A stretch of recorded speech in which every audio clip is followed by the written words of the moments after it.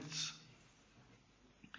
Yeah, thanks for tuning in to this video letter from Berlin. I couldn't make it to Amsterdam tonight because I'm in this town called Berlin. That wall is in Berlin, and this beer is a Berlin beer, and it's a child from Berlin, and that lives in the child lives in a cup of beer. So thanks Taku, thanks everybody, cheers. I hope you got something out of this brief trip into a pretty extreme little subculture.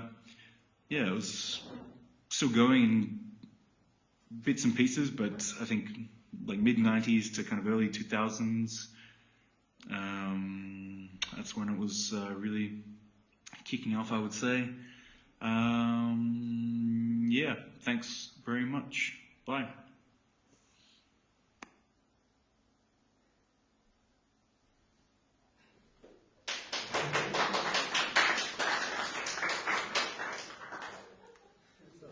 Thank you, Emil.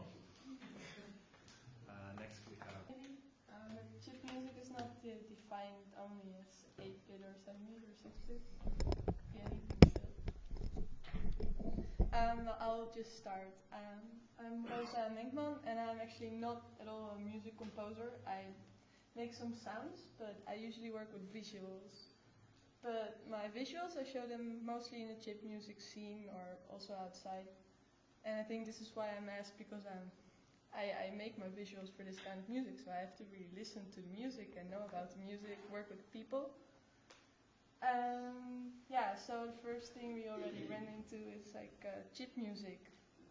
What is this thing, you know? Because for me, when I started to get into chip music, it became a real question to ask to the people, because I work with the technologies. I try to translate the way the people use technologies in chip music into my visuals, so it's not like an image that sort of transcodes or sort of an ambivalent relation, but I really try to, if they use, for instance, a particular compression, I try to translate this compression to my compressed visuals.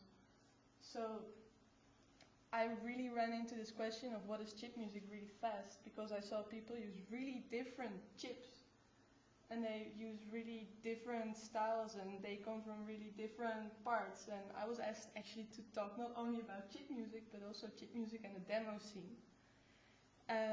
Demo scene is, well, maybe a live coding comes a little bit from this. It's really hardcore way of making all kinds of audiovisual live, not really performances, but performative audiovisual objects. So it's a stretch to talk about chip music, 8-bit music, chiptune, and the demo scene. For me, it's a lot, so I decided to talk only about the things that I like. Because a lot of chip music sounds alike, and it's really, really, really boring to me anyway.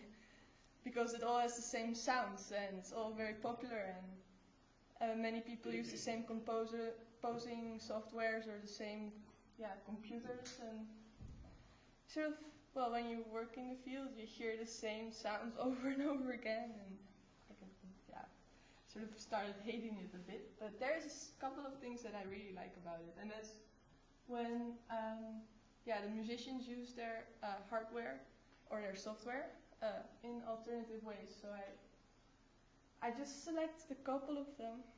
I don't think I will get to 6, but I put stuff online and on my blog, and you can see it later. And they use their hardware and software in really different ways to create this chip music sound. So yeah, just first one is Paul Slocum. He does a lot of stuff. He, if you talk about chip music, you can talk about it as a form, like you use hardware or software that has chips in it. And in this case, it is really chip music. He uses the chips of this. This is one of his works, or one of his things he works on. It's an Epson computer, and he composes music just with the printer. And I'll show you. won't show it. I will make you listen to it. Let's see. Oh, I didn't put the sound in. That's a bit silly. Is this the sound? Wait. Oh.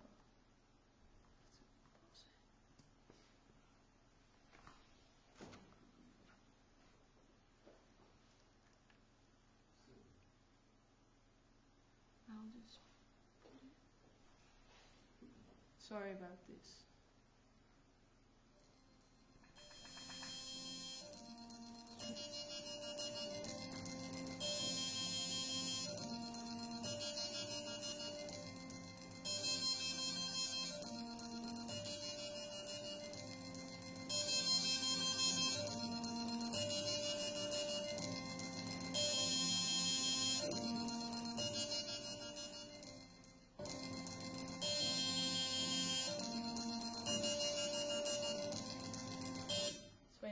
You get when you work with video, you loop everything because it's you can see if it works.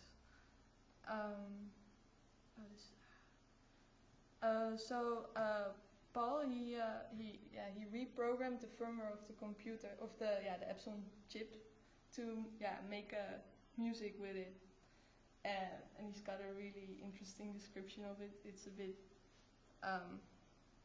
technical, I would say, so it's better. Maybe I can just put it there with the files, because this may be even too small to read. Yeah, I think so. But it's very interesting anyway. That was my pointer. He is part of chip music for me because a lot of his work is also chip music or related to the environment in which chip music takes place. So it's like not only a form, but it's also a culture. So there's different ways of defining it.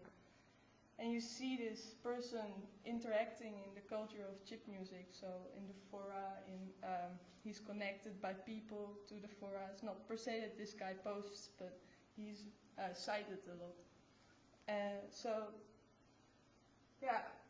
It's debatable if it's really chiptune or chip music as a form it is. As a culture it is because it's sort of included by the people. But if you go to a very strict definition, chip music is sort of related to maybe to many people to more like real computer hardware, and then it's like this person that sort of floats in between. Another thing that I really like, it's a group of two people, is Sega Death. It's all this sound is a bit more like soundscape-ish than real music. They make music by pulling out the cartridges out of Sega. So you have the Sega Genesis, you have a lot of games, and they try all the games they have and they see what games work and what games work well together, because they put one game in and then they put another one in. And I have a video of this, how they, he explains it a lot better than I do. So, let's see. I run dramacore.com, and me and a friend actually discovered something very interesting regarding chiptunes. His name is Lucas. He runs sigmo.org. It's just me here today, so I'll give you a kind of brief idea of what we discovered. Basically what you'll need is a large box of games, preferably working ones with clean contacts. The Genesis, this is the only one we've tested. It's hooked up straight to the mixer into my computer. These are some games that we know work well. And I don't know if you can hear this in that, but a small example, not really a great one. And frozen screen. So basically, what we do here,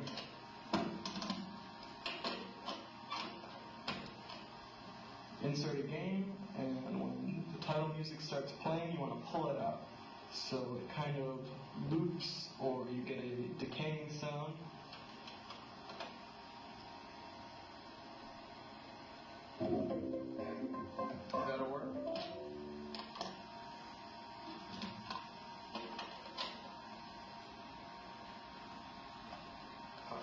Maybe not.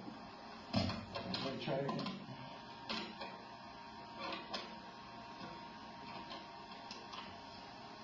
Again, wait for some sort of music to play. Pull it out. There we go. As you can see, the screen is still frozen. And it's kind of got a mind of its own now.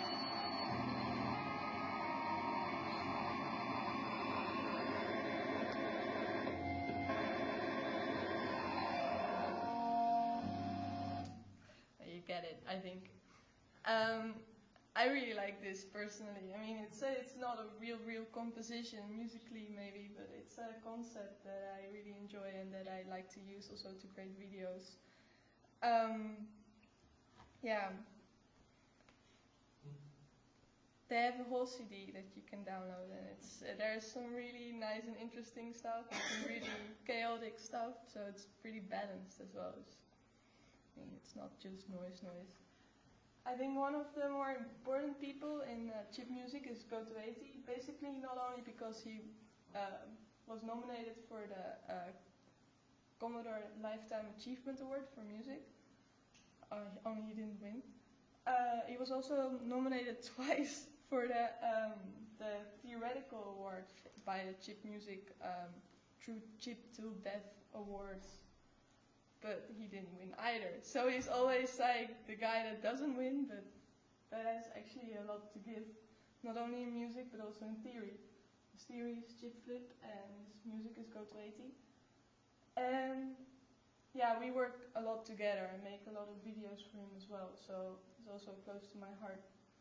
He uses mostly the bugs that are in the SID chip. That is a chip in the Commodore 64 that, yeah, is responsible for the sounds, all the sounds.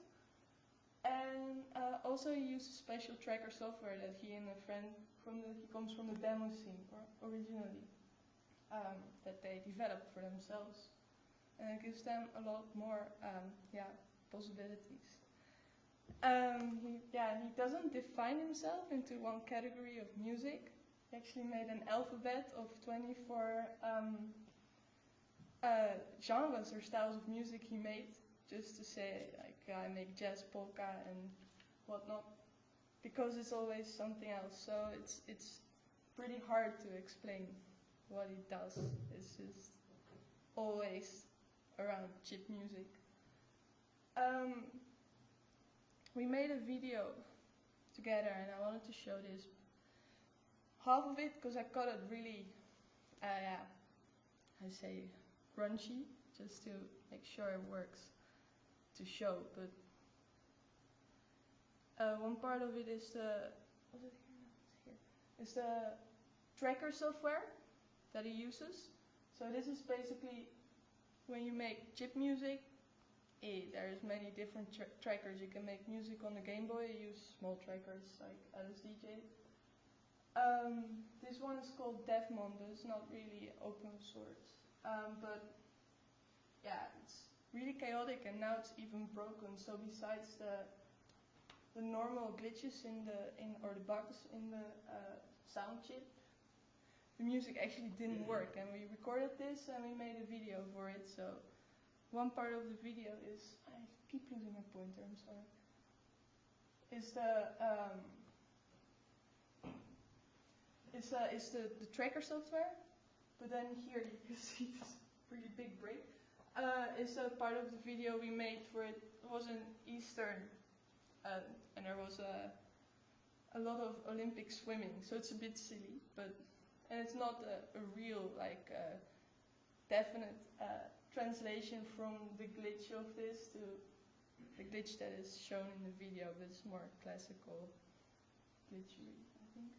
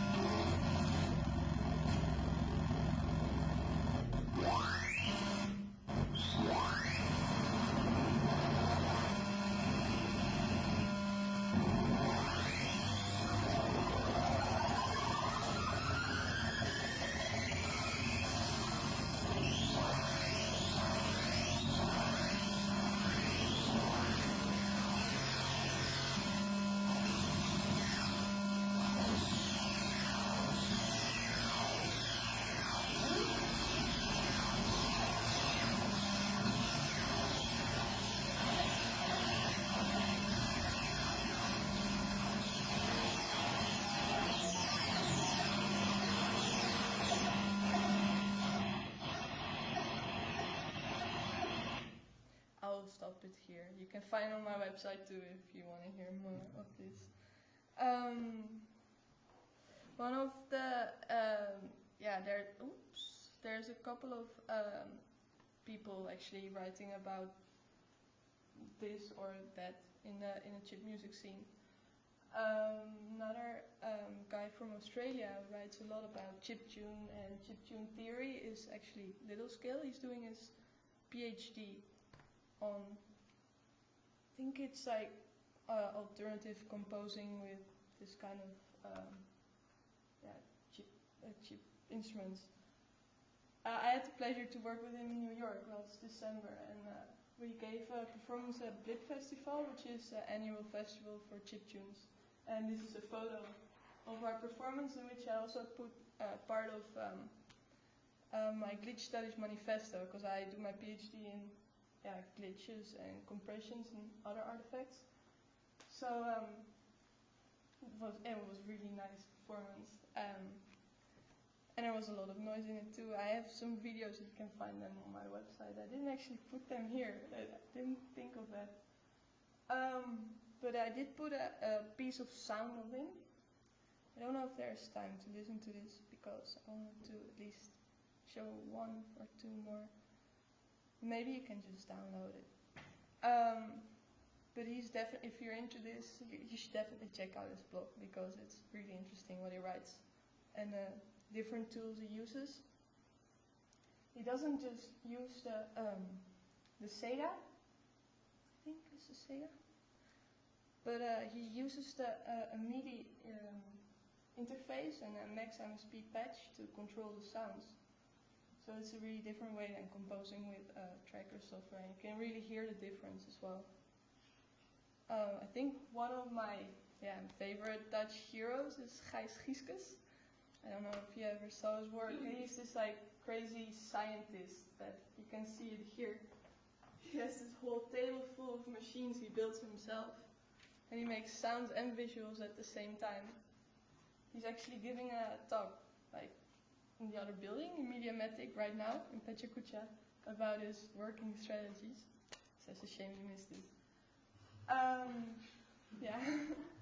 Could have talked about his work a lot better than I do. I have a little video of this that I liked. It fits well to the other stuff that I already showed. Every time I should mirror my displays. Fits better in the live coding situation.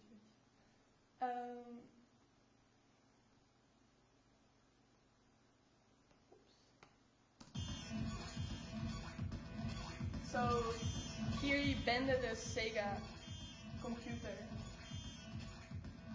He can make really nice music, but this is just a chaotic demonstration.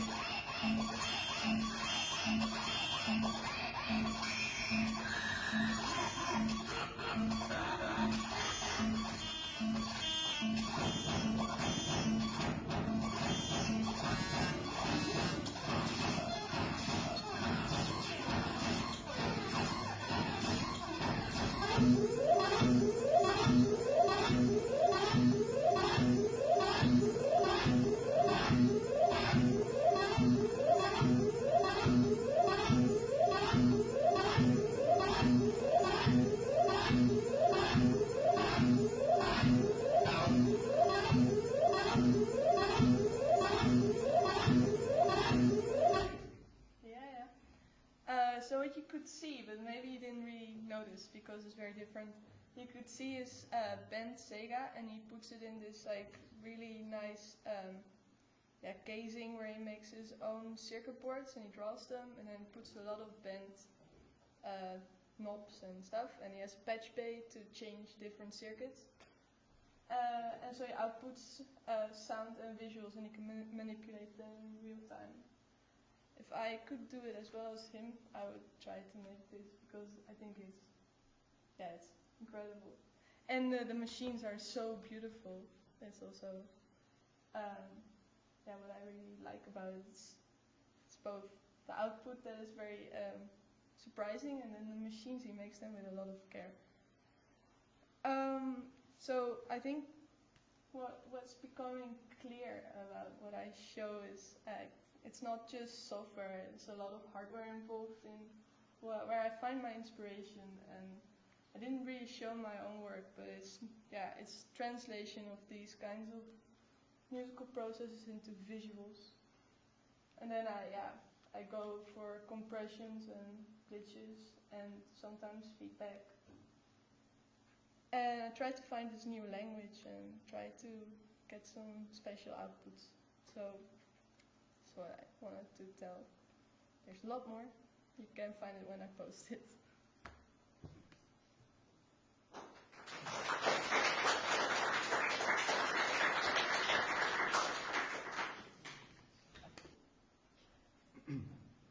So, hi everyone, my name's Theo, otherwise known as Thesis.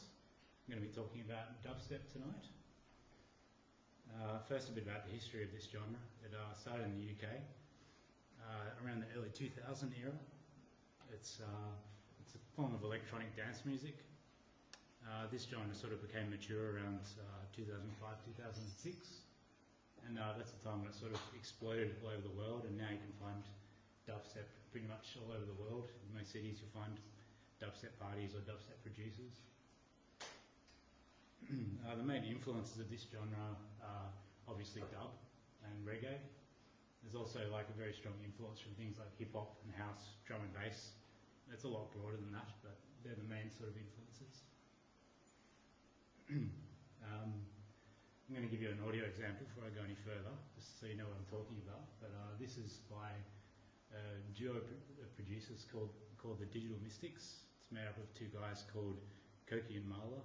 They're both from London, and this track's from 2006, so it's quite old by dubstep standards, and it's a bit of a classic in the scene. So here we go.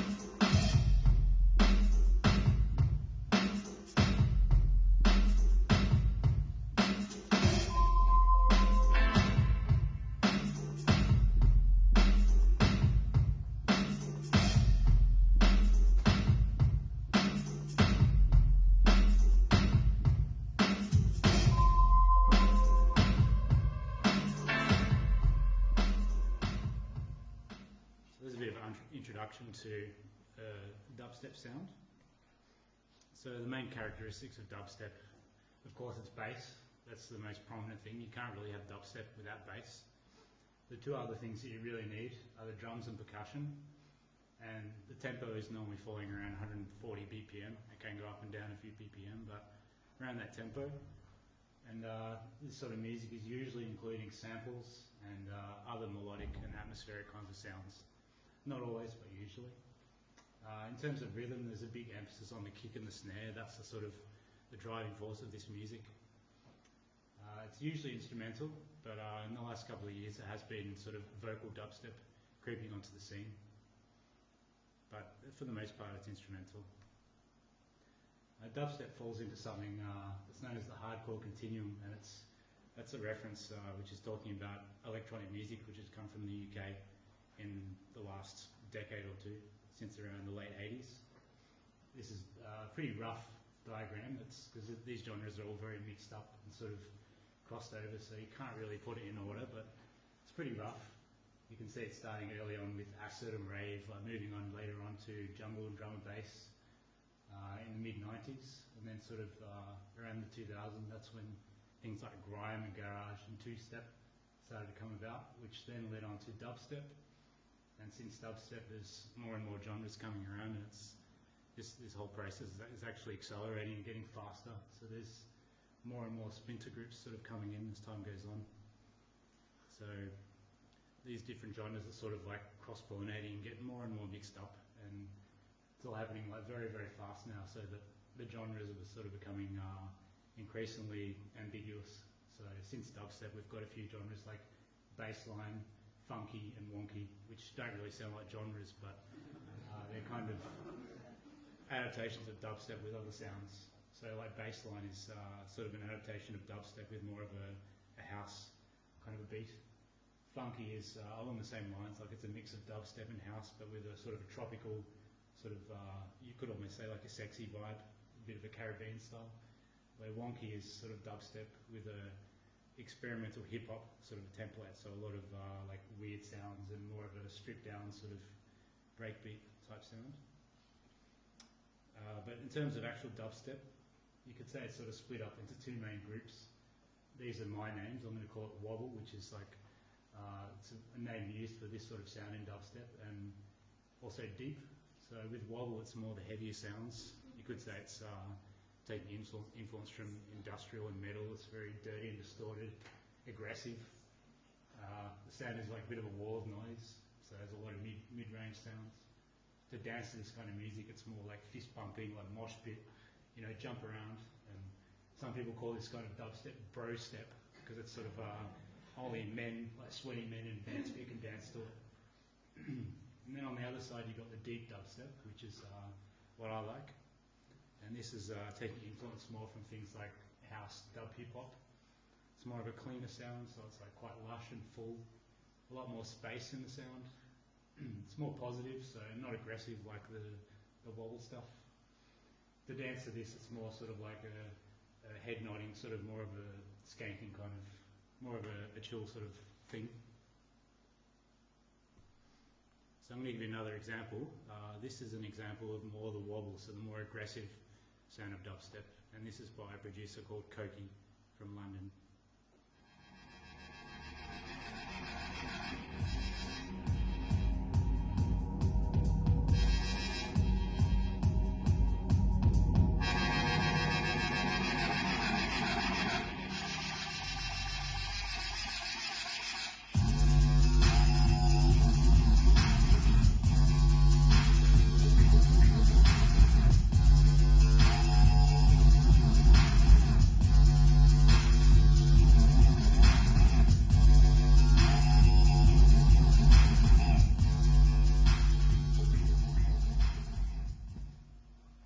Pretty powerful, but it's also very fatiguing to listen to.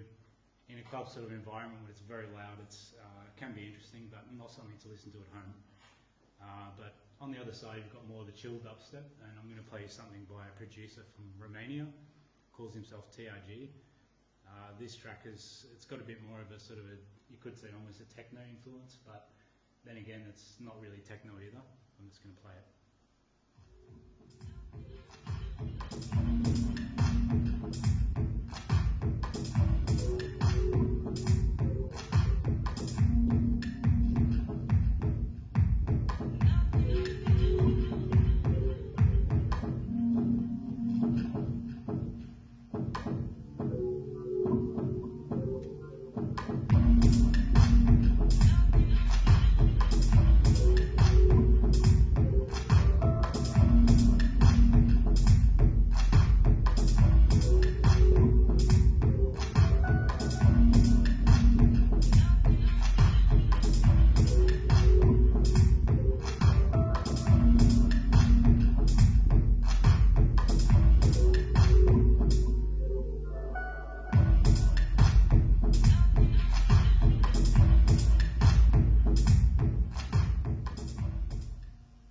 different. It's still got the same basic sort of framework, but completely different vibe.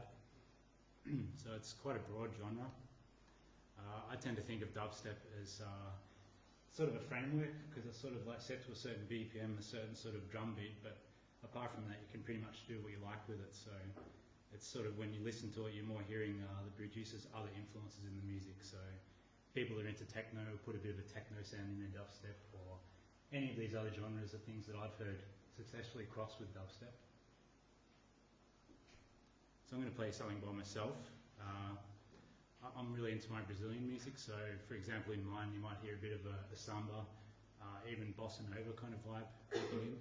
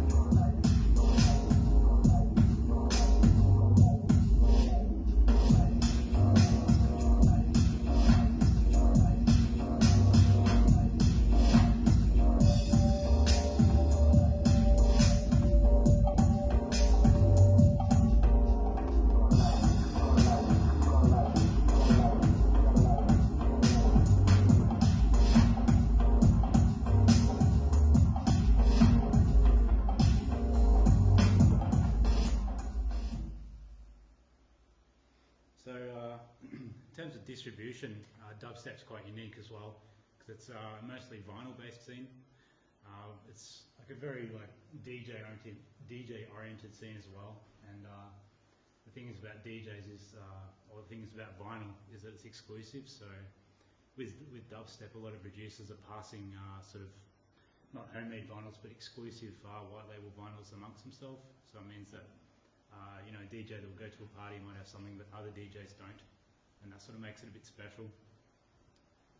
And so these DJs are buying them from specialty record shops in mostly single format on vinyl. So on the other side, the consumers are sort of more into the digital downloads. The internet's pretty big for dubstep, and we have what are called 320s, and that's referring to the bit rate at which the MP3s are encoded. And so people are sending over the internet 320s, which is what I do. I send my music to DJs and radio people on the net, and sometimes I get it on the air for radio stations and things like that. The consumers are also buying vinyl, but it's mostly sort of as a collectible item. Obviously, if you're playing singles at home, you're not going to go back to the record player and put on another record every time to change the song. So it's more of a collectible thing. For the last example, I'm going to give you a track by Gothtrad, which is a producer from Japan. And this one's definitely on the chill side as well.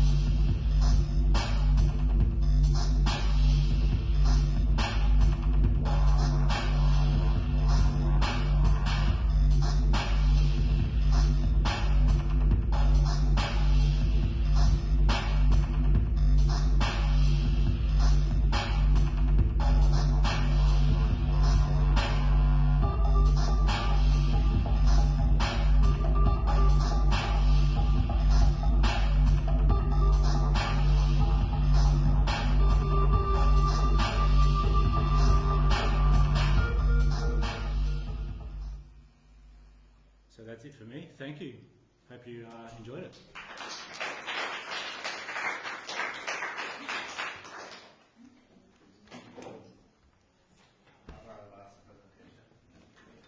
Yeah, of course. Do you need to do it at 320 to get the transients? It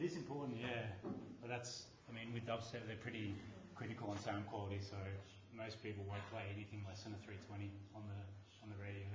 So you're exactly right. It's transits and also bass tones. The bass tones, they really tend to suffer if the beat rate's not high enough. Can I ask a question? Yeah. You mentioned about 140 BPM. Yeah. And yet there seems to be like an underlying pulse that's really half that speed that distinguishes it from Absolutely. faster techno.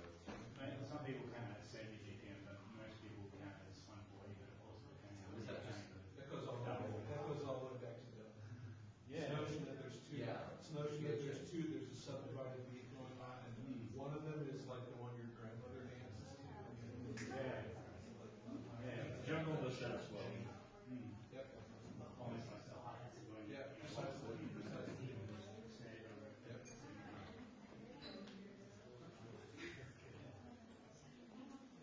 Hello, everybody. You might recognize me.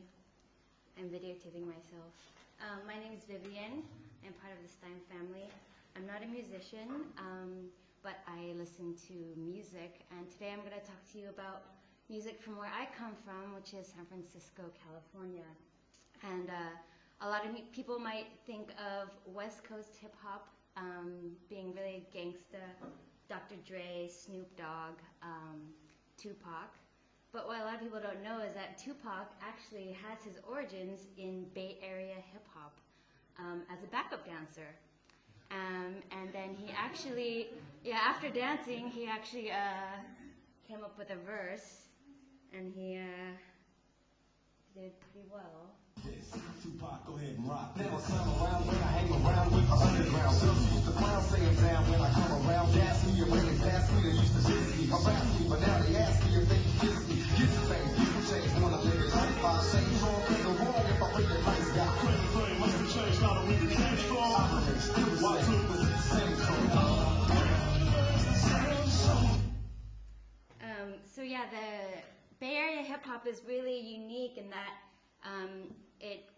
it's really influenced by funk and by soul, and also by the South, which we call the Dirty South, so like Atlanta. And so like Digital Underground is really perverted. They have like really raunchy sexual lyrics because they grew up listening to Prince and like, you know, just being really sexual. And then that kind of takes me to the opposite of Digital Underground, which is like feel-good party music, to Mac Dre, rest in peace, who is like the father of Bay Area, the hyphy movement. The hyphy movement is something that kind of got really popular recently, but he founded this a long time ago. And what you see him doing right there is he's popping his collar, which is basically a San Francisco move of like, I don't give a shit about what you guys think of me. So basically, Mac Dre invented this movement, which, I mean, the Bay Area, like hip hop, it's not a genre of music, it's like a culture, and with the culture came language. So as you can see here, there's just very few terms of Bay Area slang. So Mac Dre invented the word hyphy, which is to be like super hyperactive, really rambunctious, to have like a really good time. And then, so crunk is from the South, and that's being crazy drunk. But Bay Area music is known as Northern crunk, so that's the genre. Wait, is that an energy drink too? Crunk? I think somebody, I think so. Get it in a can. You can get crunk in a can. Yeah, you can get crunk. And there's also a few words like Mac, like being a pimp, Mac Daddy. Bammer is like, when something's whack or weak. And more recently, Mac Dre also invented the term fizz, which I guess everyone's really obsessed with drugs in San Francisco, but it's Bay Area slang for ecstasy. And so when you're on fizz, you make a fizz face, which is like, smelling something bad, so you're like, and that's like a fizz face right there, and that's kind of really blowing up right now. So this is just the effect of slang in San Francisco hip hop. Sorry about the sound.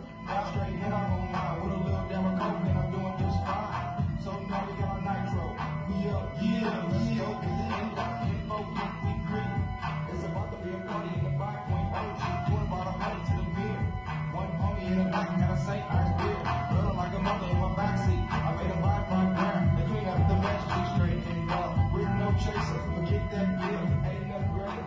A-B, R-N-A-C. And you gotta pause when you get to the D. D for the drink, D for the drink, and not D as a book that's stacking your bank. There's only two things that I smoke. Okay. So, yeah, that was RBL Posse, who's a really San Francisco heroes. And I'm going to go a little bit north to Sacramento. Us in the Bay, we don't really consider Sacramento Bay Area. It's more Oakland, Berkeley, sometimes San Jose, Vallejo. But Sacramento is a bit up there, but Brother Lynch Hung is the father of horrorcore rap. And he started this really amazing scene.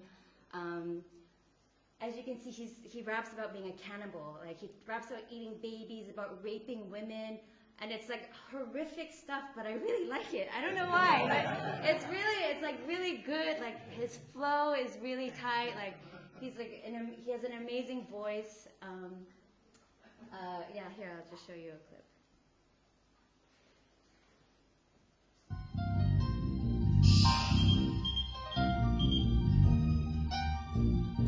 I was a dead man, walking day, so every night I'ma hit the J, load up, AK, and post up in the window, still come back anyway, hey, I feel so paid, back simmering in my brain, my thoughts of death, slop my mind is my lungs is gone away, and eclipse in 24 rich shit back, but really who got my back? Fade, now that my lungs to hit the grave, I'm killing them up for the old days, 24 ways, and a 24 sack of that purple, good, she'll leave me sicker than sick, and if you rip, got cannibal if you with us.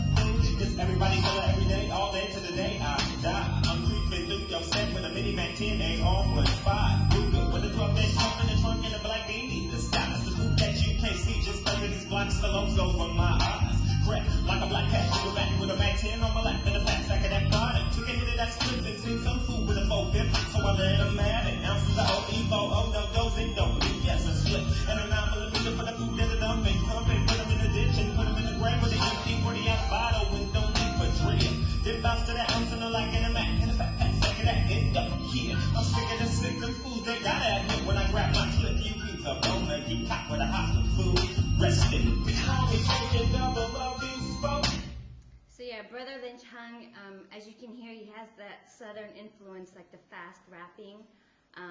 But like I said, his delivery is really amazing, and this is one of the songs that he included on the server, so you guys should listen to the whole thing. So a lot of you might be asking, why would a strong, empowered woman like me listen to misogynistic, gang-raping hip-hop lyrics like this? It's music, and I like to listen to it, and that's in San Francisco. That's what we listen to party and have a good time.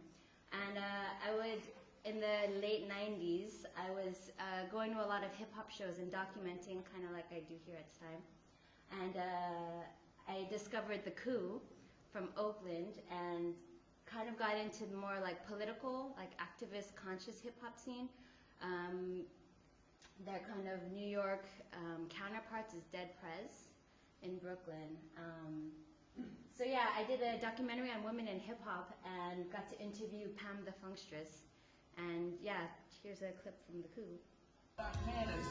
But it's lopsided games, it was really counterfeit. So my little son dominated, thinks that I'm a cause I was running around like a little baby Jesus. To me, women had to be slaves, it's Jesus. And I don't think that this go until we make revolution. But who gon' make this shit if we worship prostitution? Ain't no women finna die with the same old conclusion. Put their life on the line, so some other people use it till they do it, make it lie. The road to recovery. Pulled out my pistol as we brushed against the shrubbery. Jesus said, why the hell you pointing the gap?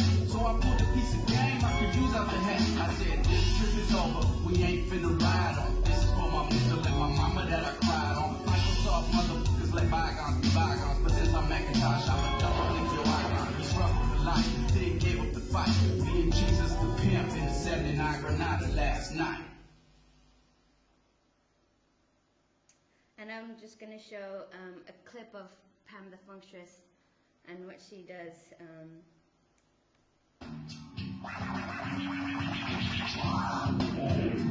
Scratch.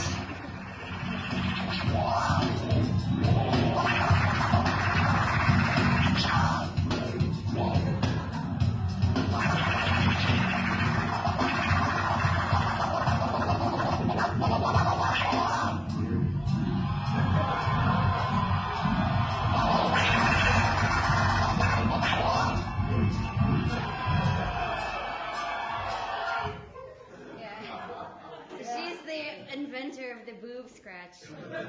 Not many DJs can do that. So I kind of wanted to bring it back to Mac Dre and I guess what's kind of going on in the San Francisco Bay Area hip-hop scene. And this is back in 2002, but it's kind of just exploded. And this is the Fizzle dance. So like I said before, when you're on ecstasy, you make the fizz face. And so this is the dance that comes with it.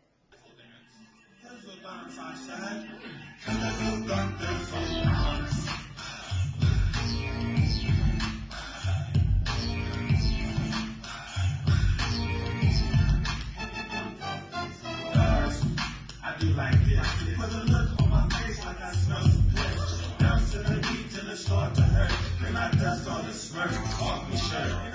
Dip to the ground as I catch the bass. Then I wipe all the sweat off me face. I'm backed up, then I start to slide. Copy my color as I glide. Then I break the thing down, do the world. Dust myself off like I just don't learn. Come on everybody, now's the chance. Don't want them shit, it's the Fizzle dance. So that fizz dance basically put San Francisco finally on the map of hip hop with E40, and basically E40 is like I guess the godfather of the Bay Area hip hop scene because he invented a lot of slang terms that are now known internationally, like for she's, for shizzle, yeah, just a lot of what's calculating. I don't know if that made it out here, but so this song, Tell Me When to Go, was produced by Little John from the Dirty South, and yeah, basically finally put Bay Area hip hop on the map. Now let me direct traffic from it. Let me tell you about this hockey movement we got going in the back. When I say something, you say it right back at me. You swear we're gonna do it like this here. Ghost ride the whip, ghost ride the whip, ghost ride the whip, ghost ride the whip. Now scrape, scrape, scrape, scrape, scrape, scrape, scrape, scrape. Put your stunner shades on, put your stunner shades on, put your stunner shades on, put your stunner shades on. Now gas, break, dip, dip, gas, break, dip, dip. Shake them dreads, shake them dreads, shake them dreads, shake them dreads. Let me see you show your greed, let me see you show your greed, let me see you show your greed, let me see you show your greed. Now the effects, the effects. The effects, the effects. Doors open mind, doors open mind, doors open mind, doors open mind. Now watch them swing, watch them swing. Now watch them swing, watch them swing. Go stupid, go stupid, go. Tell me when to go, tell me when to go. So basically a lot of Bay Area hip hop revolves around the sideshow, which is you find them a lot in Oakland. It's when cars basically spin donuts and spin figure eights in circles, and they burn rubber on the asphalt. And that's what he was talking about in the first Ghost Ride the Whip, is when you put your car in neutral and then you dance alongside your car as it's going down the street. So, yeah, yeah, it's a whole different skill set. And I just wanted to leave it with like this really cool video that I found from this spoken word poet, Rafael Casa, from Berkeley. And it's basically the top 100 Bay Area slang.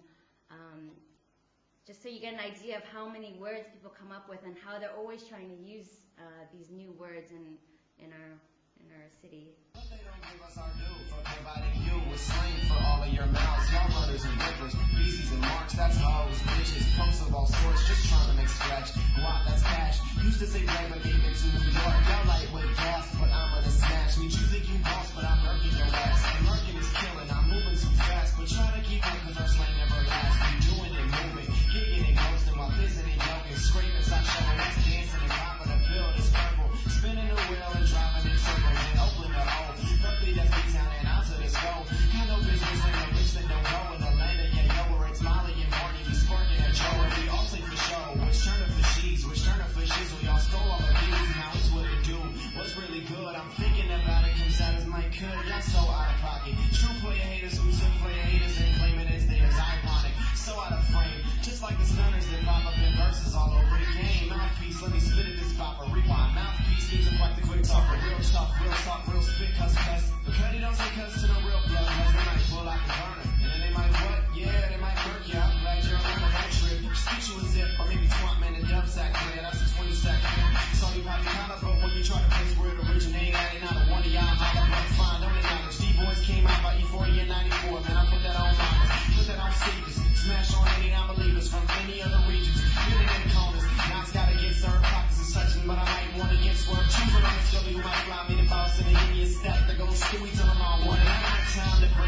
I'm talking, but it's intuitive, that's why we reinvent it often. So quit cupcaking, get your cake up. If you wanna put shoes on your scraper, cause game recognize game. To a giant, it's a small thing. Find a vibe, giving all brain. If I see you slip, I might pull a lip.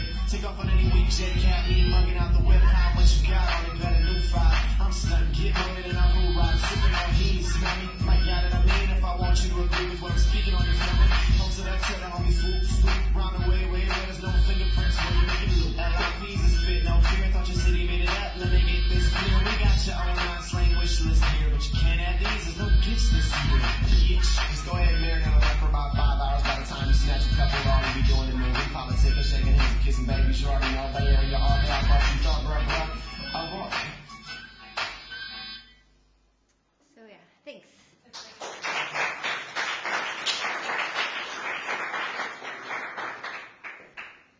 So we have all the songs that were on there. I'll be doing a little bit of cheating because I wrote a nice clock, which I will show to you. It's also on my blog, so there's no secret in here. But this just runs a clock that I can then sync stuff to, that is shared amongst everything in the whole virtual machine. So I don't know. Let's see.